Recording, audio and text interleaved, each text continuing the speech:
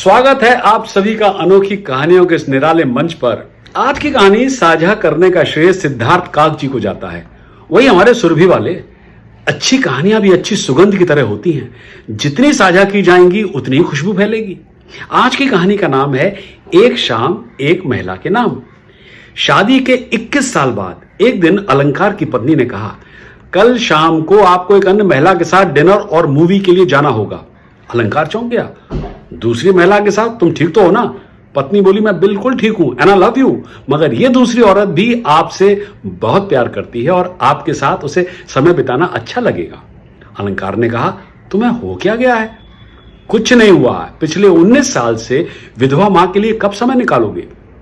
Last तुम माँ जी से 6 महीने पहले मिले थे। पत्नी की बात सुनकर अलंकार ने उस रात अपनी मां को फोन कर उन्हें अगले दिन डिनर और मूवी के लिए आमंत्रित किया। व्हाट्स रॉन्ग विद यू अलंकार, सब ठीक तो है ना? मां ने घबराते हुए पूछा। दरअसल अलंकार की मां लेट नाइट कॉल को बुरी खबर का संकेत मानती थी। ओ माते, मैंने सोचा काफी दिन हो गए ना तुम्हारे साथ समय बिताए हुए, इसलिए यह प्रोग्राम बनाया है केवल हम दोनों के लिए। मां ने एक पल सोचा, फिर कहा, ओके मैं तैयार रहूंगी। ऑफिस के बाद अगले दिन अलंकार सीधे अपनी मां के घर पहुंचा। यूं तो अलंकार की मां सज धज कर तैयार थी और वही साड़ी पहनी थी जो उसने पिछली वेडिंग एनिवर्सरी में पहनी थी, मगर साथ ही साथ कुछ नर्वस भी लग रही थी। वो बोली, मैंने अपने दोस्तों को बताया कि आज मैं अपने बेटे के साथ डेट पर जा रही हूं। वो सब बड़े खुश थे। कल वो मुझसे आज की शाम के बारे में पूछने वाले हैं। और कहती हुई मां कार में बैठ गई। मां और बेटा एक रेस्टोरेंट में गए जो अच्छा और आरामदायक था। अलंकार की मां ने उसका हाथ अपने हाथ में ऐसे लिया जैसे कि वो ब्रिटेन की महारानी हो। उनके बैठने के बाद अलंकार ने मेन्यू कार्ड हाथ में लिया। वो मेन्यू भी देख रहा था और साथ ही साथ अपनी मां को भी, जिसके अधरों पर मानो पुरानी यादों की मुस्कान उमड़ पड़ी हो। जब तुम बच्चे थे ना, तब मुझे ये मेन्यू पढ़ना पड़ता था तुम्हारे लिए, याद है? मां ने कहा। इसीलिए अब आप आराम से बैठिए और मैं ऑर्डर करता हूं, अलंकार ने कहा। डिनर के दौरान मां बेटे बातें करते रहे, जिंदगी की घटनाओं पर चर्चा होती रही और इस चक्कर में वे दोनों मूवी मिस कर गए। डिनर के बाद अलंकार ने मां को घर ड्रॉप किया। चलते चलते मां ने कहा, मैं एक बार फिर से तुम्हारे साथ डिनर के लिए जाऊंगी, मगर इस शर्त पर कि डिनर मेरी तरफ से होगा आपकी। अलंकार ने हामी भर दी। घर पहुंचने पर अलंकार की पत्नी ने पूछा, तुम्हारी डिनर डेट कैसी रही?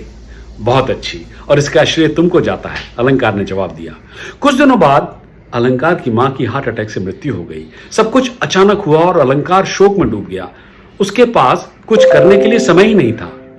थोड़े दिनों बाद अलंकार के पास डाक से एक लेटर आया जिसमें उस रेस्टोरेंट की रसीद थी जहां उसने अपनी मां के साथ भोजन किया था।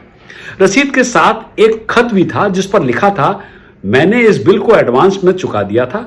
मुझे यकीन नहीं था कि मैं वहां जा सकूंगी, फिर भी मैंने तुम लोगों के लिए डिनर के लिए भुगतान कर दिया है, एक तुम्हारे लिए और एक तुम्हारी पत्नी के लिए।